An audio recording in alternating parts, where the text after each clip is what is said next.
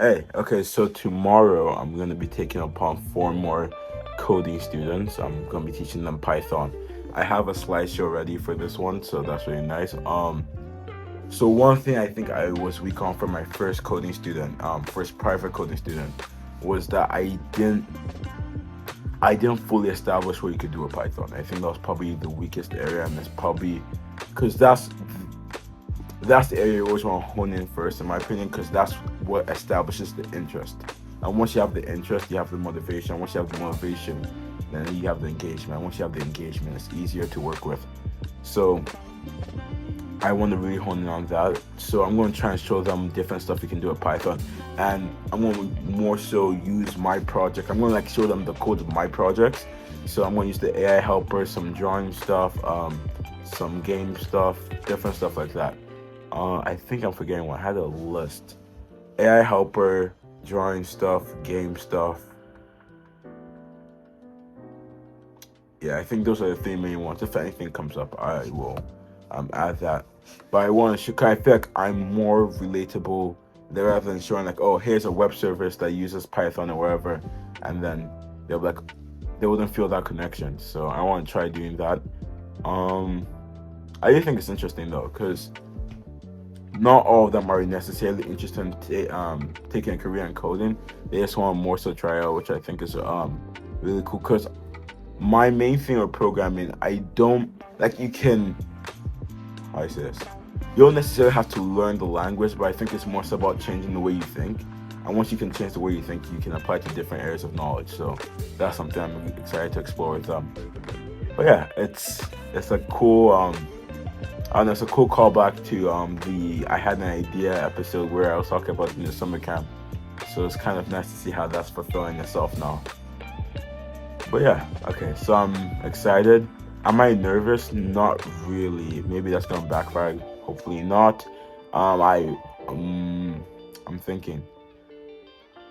I don't know. I think at this point there's enough experience. Even today, I went to do a senior service trip at Harmony Hills, which is a school it's an elementary school our school works with, and we're being teacher assistants there. So that was nice.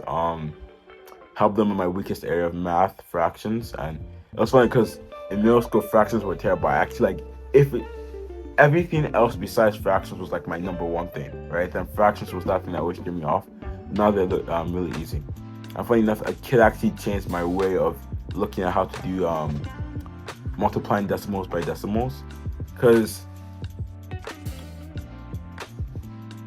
I'm trying to figure out, because what I usually do, right, sometimes is just like change it to a fraction. But then the way he said it was like, if it's 4.6, you can just do 46 over 10. I never saw that in my head. I was like, I always did I'm trying to think again. Sorry, give me a second. 4.6. Shoot, am I dumb? And I always did 460 over 100. Yeah. So okay, some quick logistics. Okay.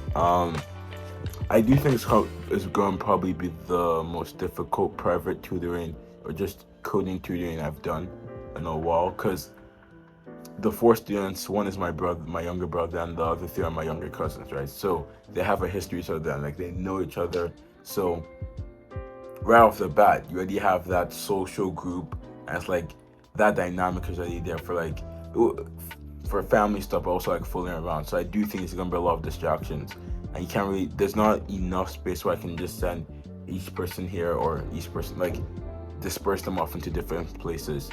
So then I necessarily don't have a solution for that yet. I'm thinking I might try and use that to my advantage and try and take over the competitive nature of that dynamic, right? Because one thing I do in my current private tutoring class is I have a reward system, right? Because that helps him with his like progress.